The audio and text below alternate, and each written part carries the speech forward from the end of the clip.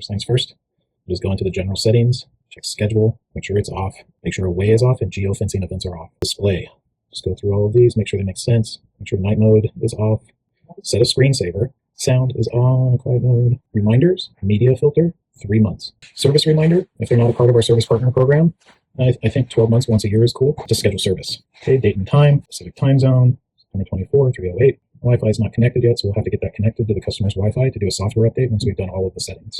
Account, this is where the customer will go to log in on their app. Air quality, just leave those off.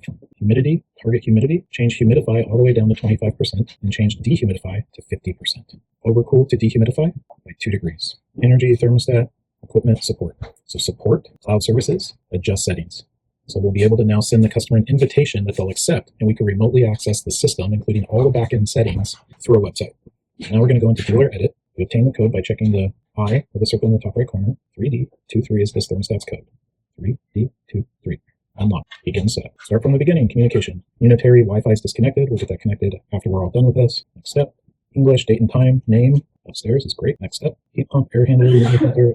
So media filter, make sure we have 1 so the customer gets that filter reminder. Next, we're going to go into the heat pump and adjust cool settings. Here we have airflow trim, air profiles, on-off delays, compressor RPS, dehumidification, etc. So cool airflow trim. Set the low speed trim all the way down to -15. So if this system is maintaining temperature in the low fan speed range, it'll move as low of air as possible, air volume as possible, to just be as quiet as possible. Intermediate, do -5, and then high, do 5, +5. So we have a 10% differential between all those 3. Cool profile D is the longest ramping profile to get the air volume from start to high fan speed, which is the most comfortable audibly and physically. Cool airflow on delay, do 20 seconds. So get refrigerant moving to the coil for 20 seconds before the blower turns on. Cool airflow off delay. In cooling mode, do 30 seconds because I don't want excess moisture on the coil to be picked up by the air moving across it.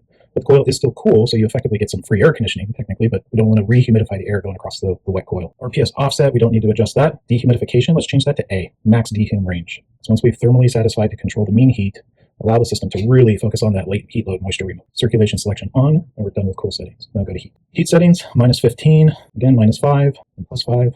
Heat airflow on delay, max will be 15 seconds, do that. Allow refrigerant to move to the coil to warm the coil before the blower starts. Heat airflow off delay, since that coil is warm, let's do over a minute to continue to heat the air and to also help cool that coil down. We don't have defrost heating, so that's always off. Defrost interval, so if it is very cold outside, that's the time between defrosts. And then compressor offset, we don't need to change that. Now we're going to go next. Here we have different tests we could run and calibrate if we wanted to with probes, the temperature and humidity. And we could also check status of the unit. So you can see it's currently in cooling mode, requested 100% demand, our fan demands, type of refrigerant pressures, temperatures, and it even calculates a great subcool on the thermostat. Next step, cool heat, min-max set points, deadband and overcool to dehumidify.